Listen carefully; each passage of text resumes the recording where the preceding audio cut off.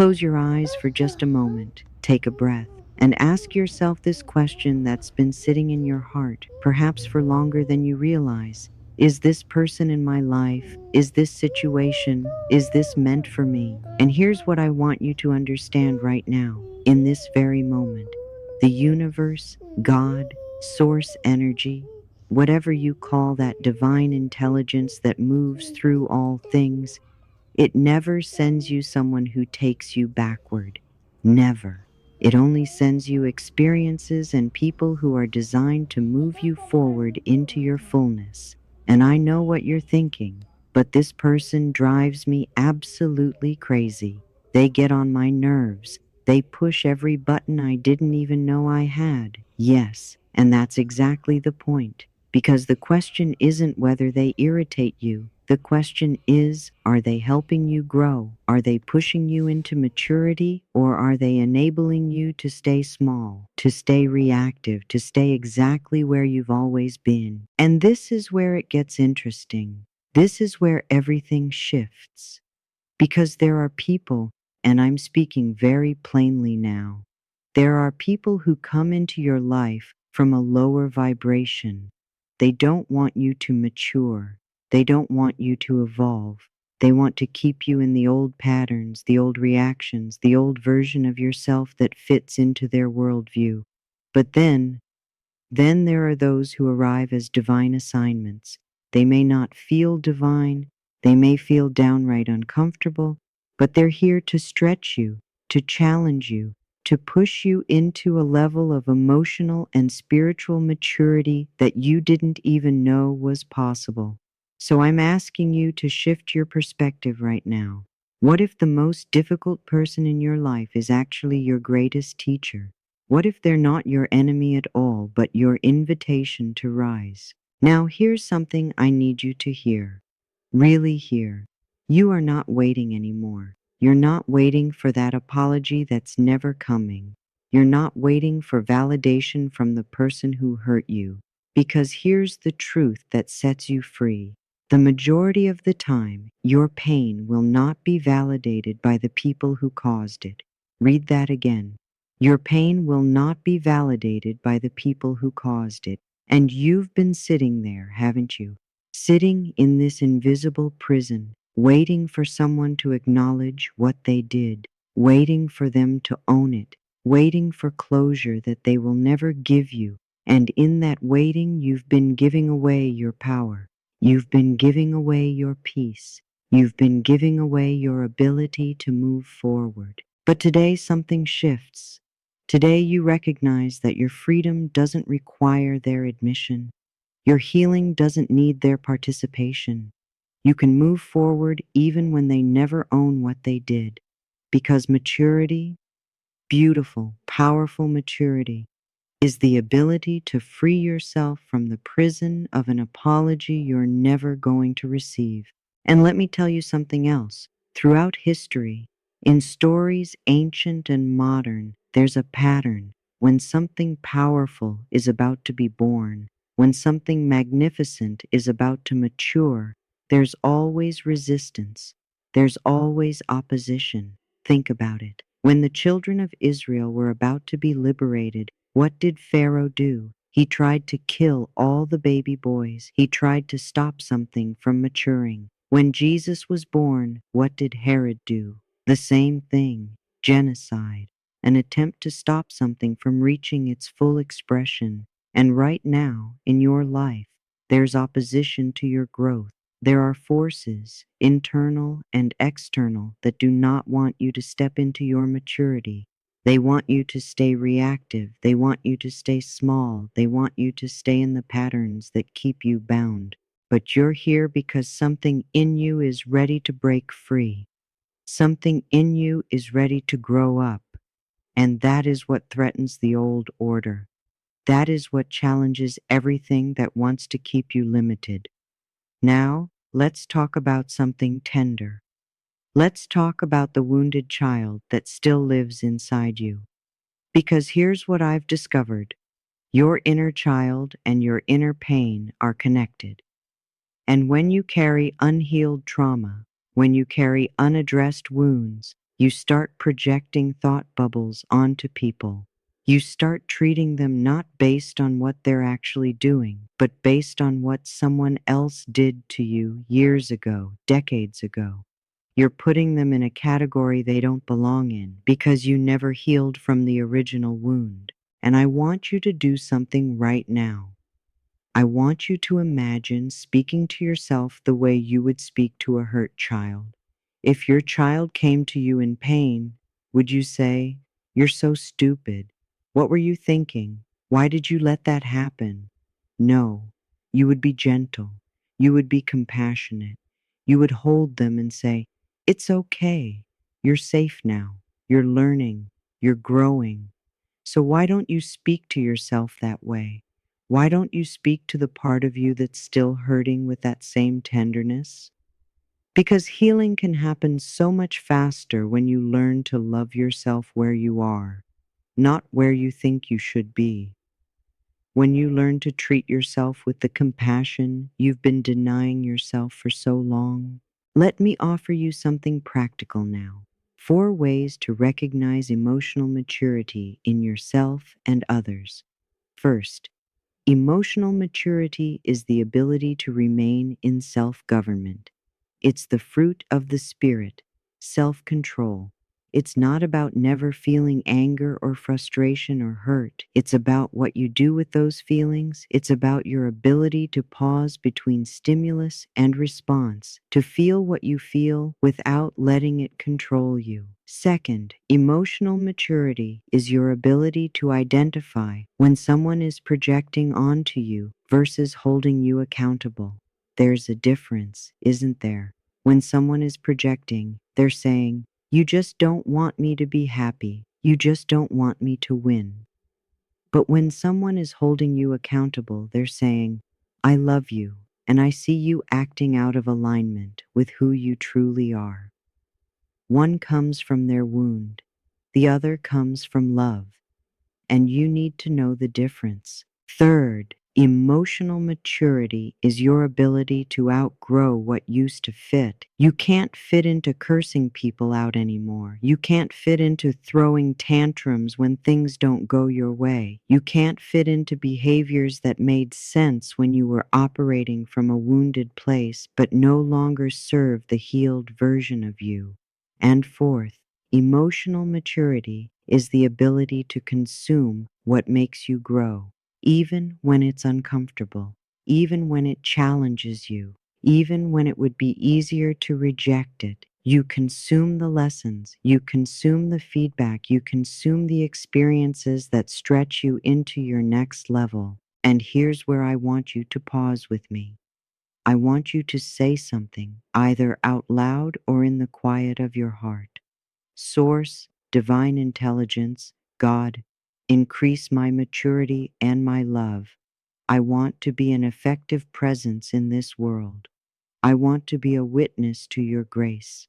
Increase my maturity and my love. Say it again with intention this time. Increase my maturity and my love. Feel those words. Feel them landing in your body. Feel them awakening something that's been dormant. Because this isn't just a prayer. This is a declaration. This is you saying yes to your evolution. This is you opening the door to a version of yourself that you've only glimpsed until now. Because here's what's true. If you can only love people who love you back, what good is that? Anyone can do that. The person on the street who's never done any inner work can do that. If you can only be kind to people who are kind to you, where's the transformation in that? Where's the evidence that something divine is moving through you? The real work, the real growth happens when you can extend love to those who challenge you, when you can be compassionate toward those who misunderstand you, when you can hold your center in the presence of chaos. That's when you know you're not operating from your small self anymore. That's when you know you're channeling something greater. And I know this is countercultural. I know everything in our society tells you to cut off, to block, to remove, to protect yourself by isolating from anyone who isn't perfect. But that's not the path to wholeness. That's the path to a very small, very protected, very limited life. The path to expansion requires you to stay open, not naive, not tolerant of abuse, but open. Open to the possibility that the person triggering you is actually showing you where you still need healing. Open to the idea that your peace doesn't depend on everyone else's behavior. Open to the truth that you can be loving and boundaried at the same time. And I need you to understand something revolutionary.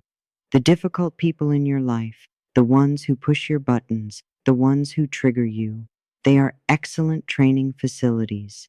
They reveal how deep your spiritual practice has really gone. They show you where you're healed and where you're still carrying wounds. They're not obstacles to your growth. They are the very mechanism of your growth.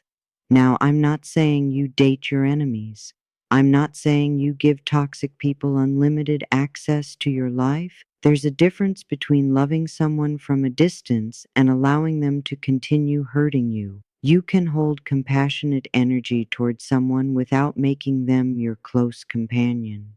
You can pray for their highest good without inviting them to dinner. This is wisdom. This is discernment. This is mature love.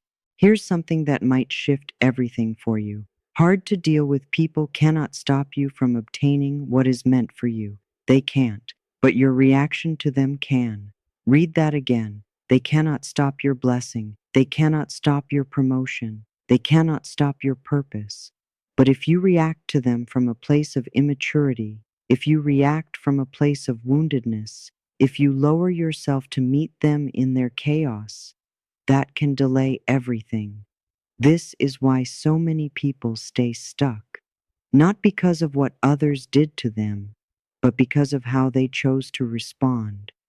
You've been giving difficult people too much power. You've been letting their behavior determine your behavior. And in doing so, you've been blocking your own elevation. Let me give you an example that might land this. Think about a 10-week-old baby. When they want something and don't get it, they scream, they wail. They make their displeasure known to everyone within earshot. It's the only tool they have. Their nervous system is completely reactive. There's no gap between stimulus and response. They feel, they react, that's it. Now think about an 8-year-old. When they want something and don't get it, they inform someone, they use their words, they communicate clearly. Mom, I'd like to have this, and here's why. They've learned to pause. They've learned to articulate. They've learned to process their desires through language instead of through raw emotion. Look at the difference in maturity. The feeling is the same. Both the baby and the 8-year-old want something. Both are experiencing desire and disappointment, but the response is entirely different. When you're operating from an immature place, you scream about it. You react. You lash out. You make a scene. You send that text message at 2 in the morning. You blast them on social media. You call your friend and talk about them for 3 hours. You let everyone know how you feel in the moment you feel it. But when you've reached a place of maturity, you tell your source about it. You communicate with the divine. You journal. You meditate. You pray. You process your feelings without projecting them onto everyone around you. You create space between what you feel and what you do. So which one are you? The 10-week-old or the 8-year-old? And be honest, because most of us fluctuate. In some areas of our life, we're the 8-year-old. We're calm, we're measured, we're wise. But in other areas, in those tender areas where old wounds live, we're still the baby. We're still screaming. We're still completely reactive. And that's okay. That's not something to judge yourself for. It's just something to become aware of. Because awareness is the first step to transformation. Just because you feel something doesn't mean you're immature. Let me say that again because it's important. Feeling anger, feeling hurt, feeling disappointment, feeling betrayed, that's not immature. That's human. That's honest. that's real. Maturity is not about numbing yourself or pretending you don't feel things. Maturity is the ability to restrain your immediate reaction. It's the ability to feel your feelings fully and still choose your response wisely. It's creating that sacred pause where you ask yourself, is this response going to serve me? Is this going to move me forward or keep me stuck? Is this aligned with who I'm becoming or who I used to be? And here's where people get tripped up. Here's where so many people cut off their own blessings. They have this strong cut-off game. The moment someone crosses them, disappoints them, fails to meet their expectations, cut off, gone, blocked, deleted, and they feel powerful doing it. They feel like they're protecting themselves, setting boundaries, refusing to tolerate nonsense. And sometimes that's absolutely the right thing to do. But other times, cutting them off is cutting off your promotion. Your upgrade, your breakthrough, your next level might be directly tied to how you manage this difficult person, not whether you keep them in your life, not whether you trust them again, but how you handle them internally, how you respond to them emotionally, whether you can maintain your peace in their presence, whether you can still operate from love even when they operate from fear. Because here's what the universe is teaching you. Every adversary is not meant for you to fight as a warrior. Some are meant for you to stand as a witness. Some battles are not yours to fight at all. Your job is to stand, to be rooted, to remain centered, to wait for divine timing and divine instruction. And this is hard for those of you who are fighters. This is hard for those of you who are used to defending yourself, proving yourself, making sure everyone knows not to mess with you. Because you've tied your value to your ability to fight back.